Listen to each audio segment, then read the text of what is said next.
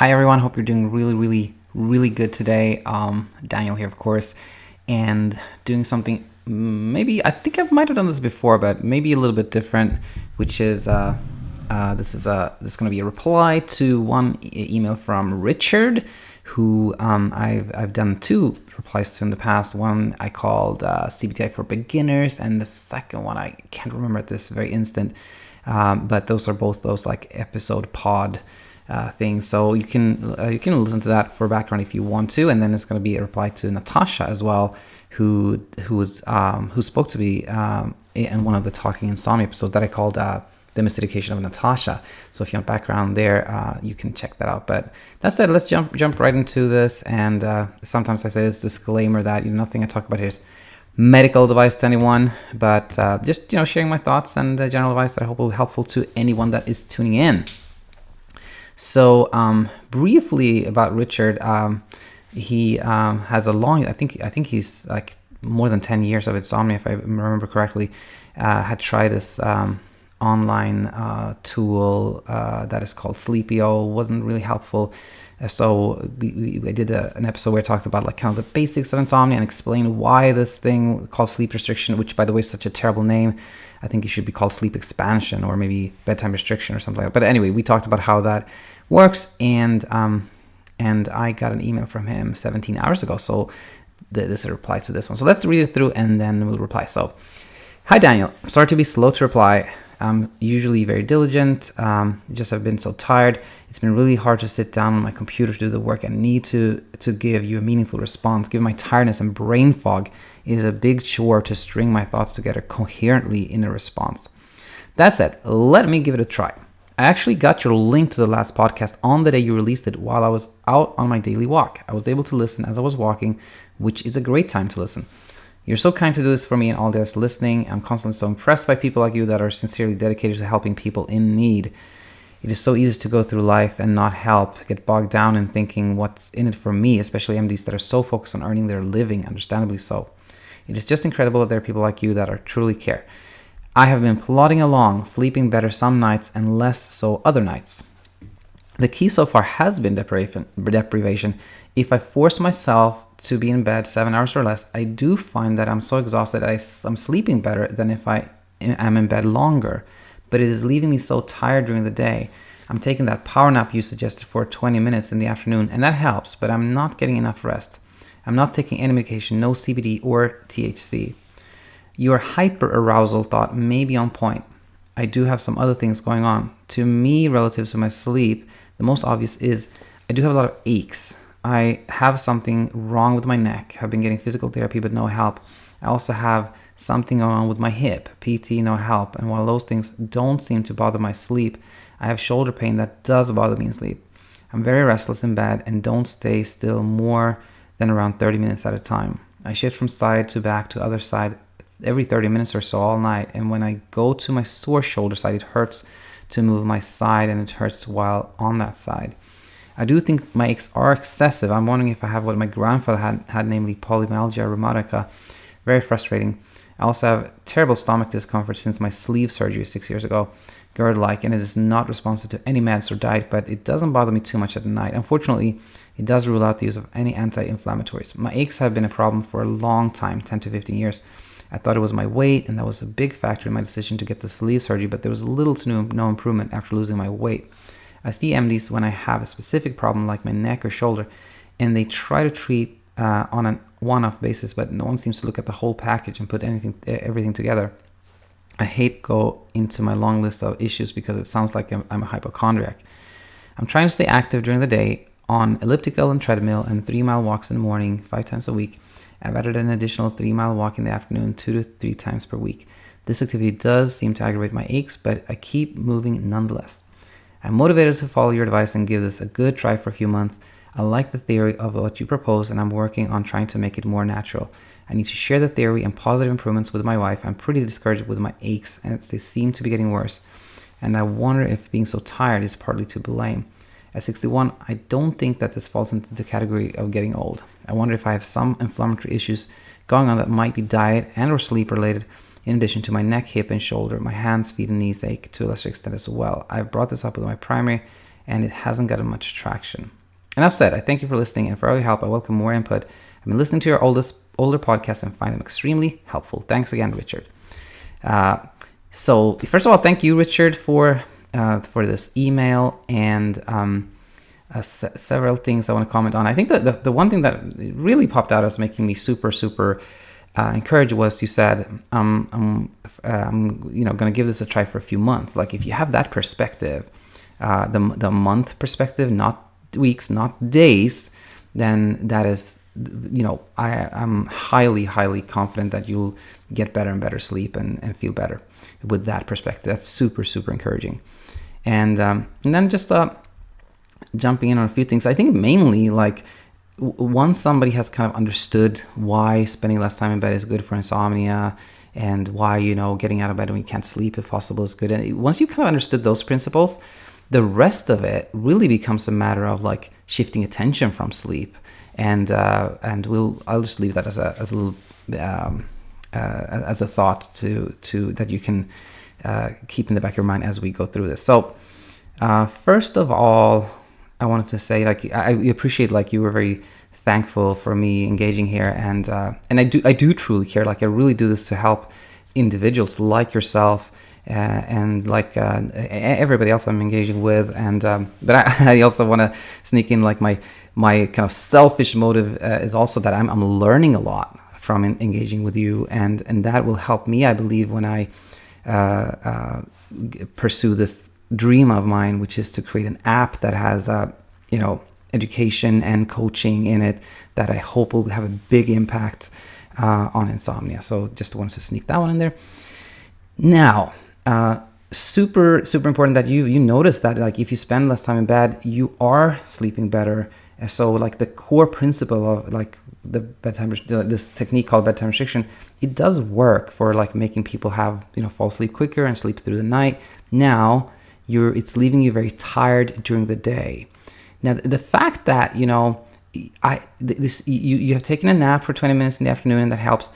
The fact that you don't seem to have any trouble, like, falling asleep, taking that quick nap, it suggests to me that, I think you are still needing more sleep, which is, a little bit unusual, meaning, like, for most people that are kind of, having insomnia and getting over insomnia, they tend to, like, not even be able to nap. Like, the mind is still in this hyper aroused space, and it's a lot of people say, like, I just cannot nap. So the fact that you nap pretty easily, and you seem to be sleeping a good portion of the night, it suggests to me that, maybe it's time to spend a little bit more time in bed. Maybe it's time to go from 7 hours to, like, 7.5, and that could potentially help with you feeling tired and exhausted. So that was one thing I was thinking as I was reading this. And the other thing I was reading was, partly very different from what I just said, meaning the following, having poor quality sleep, not sleeping enough, of course, affects us immensely. And it can make us, more prone to have aches and pains and feel tired, etc. But on the flip side of that, it's not an all or nothing. This is really important. It's easy when you have trouble sleeping to go into this like all or nothing mode where people say everything that's happened to me, my fatigue, my aches, my pain, my trouble focus, all of that is because I can't sleep. And you're not going, I don't see that in this email, Richard, but I think it's just a very important point to make.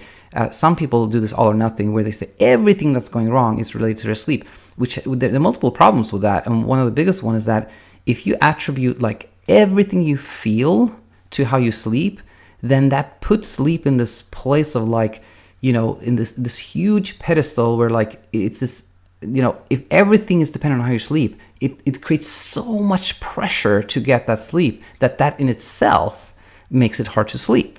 So my point is to everyone listening there that it's good to like examine that is like, and question like, is really everything related to my poor sleep? And like maybe some people will find that, what, I had a pretty good night even if I didn't sleep that well that night, or the opposite, like I feel terrible, but I actually slept good. And when you realize that, okay, not everything is due to sleep, then that makes the pursuit of getting good sleep there's less pressure in that, and that can be really, really, really helpful.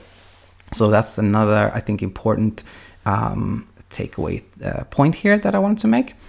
And I'm very encouraged that you're trying to stay active. That's super, super important. And I feel like I just have kind of one more thing that I want to add here, which is physical activity is good for so many reasons, including taking your mind off sleep and shifting attention away from insomnia. That's great. And also it's something I've talked to a lot of people about lately that I'm really becoming a big believer in is variety. That we try to do some things that are a little bit different, and new things. Like I've asked, I think 3 or 4 people now. I asked Zimi, Natasha, and I think Apple also to come up with one new thing, something you haven't done. Maybe something that you always wanted to do or something you haven't done in a long time, something that's fun and new and excites you, and maybe come up with a list like this day I'm going to do this, or this week I'm going to do these things, and new things, and that really helps. When you focus on doing new exciting things that are fun, you shift the attention away from insomnia. I really believe that one is good. So not only physical activity, but I don't call it not necessarily mental activity, but when it comes to your things you're thinking about engaging in, mental, from a let's call it mental perspective too. Variety and doing new things and shifting attention away from insomnia is a really good thing, in addition to physical activity. So I feel like I didn't explain that really great, but I hope it came across. So Richard, always super nice hearing from you. Stay in touch, and I'm very hopeful that things will get better and better. So let's move on to another email I wanted to reply to, and this is let's see. In fact, I'm reading it now, and I think I'll just do it'll be a quick one. Natasha and I have been in contact pretty regularly over the past 3 weeks, and the latest thing is a good segue actually. I was the same thing as I just said to Richard. Was I asked Natasha to come up with things to do, like a new fun thing to do every day, and let's read that, and this will be my reply to you, Natasha. So this came in just when did this come in? 16 hours ago. Here's my list, Daniel. I'm now in a theater with jazz music in the background and email you. I'm so pleased you suggested this, as it's about filling your heart with joy. In hindsight, while sleep must have impacted my appearance, I'm sure depression and anxiety also didn't help. And just a little backstory there, Natasha said that, not sleeping well, she feels makes her look tired, etc. And she said in a previous email that she'd been looking in the mirror a lot, 100 times a day, and she had concluded that was probably not a good idea, and she was gonna not look in the mirror and shift away from that, getting better sleep, etc. That will help, of course, with not look so tired. So that's just a little background to that. Now here's the list. So she wrote the list as follows: attend a dance class, watch 2 musical performances, have dinner lunch with a friend, watch a comedy show, do an outdoor activity, adventure hike or festival, apply to 15 jobs per week. As for the last item in my list, I think it's super important to make this plunge. I may reach out to you for support when I do eventually land a job. A funny thing happened today. I was on Martin Reed's forum, and connected with a young lady, Zimi, that is also battling insomnia and knows you. We spoke a bit by phone and agreed to meet, as we're both sharing a similar journey, and she lives about 30 minutes away. She recognized my voice from the podcast we did together. Imagine that. Also, hope my parents is gonna approve. Let's see. I think that was it. Yeah. So basically here, super happy to see this list. I really believe, lately in particular, I'm really believing in this, coming up with new fun things to do, shifting away from shifting attention away from insomnia. It's super important. I'm really glad about that. As I said in the previous email to you, Natasha, I'm really excited about the mere fact that you're thinking about getting back on the job market. I truly believe that that's going to be helpful. And yes, if you land a job, of course, reach out to me. I'll be super, super excited to support you on that one. And then finally, I think it's another important thing. When I saw that you had connected with Zimi and that you were going to meet in real life, I was totally blown away. I was like, I went to that space like, really, wow, this is really happening. Like, people that, have found me online here are actually meeting in real life. I was totally blown away by that. And I hope you can, of course, support each other. And now the one thing that I also want to sneak in here is like, when people that have trouble sleeping interact, sometimes it can become a little bit of like comparing notes and like, I don't think you guys are going to go there because you know so much, but people that have never had CBT, etc., they tend to go to this place like what worked for you, what didn't work for you, and like go into that space of like trying to fix the figure it out and things like that, which is never helpful. So I'd say support each other and just like stay positive and like do fun stuff together. And I think that will be awesome. That will be really, really great. And so Natasha, I'm gonna for everyone tuning in here, I'm gonna actually Skype Natasha tomorrow again and talk to her and see how things are going. And that said, I think I will conclude here, and I'll do some video tonight, and then I'll be back tomorrow. So hope everybody has a good rest of your day, and I'll talk to you soon. Bye bye.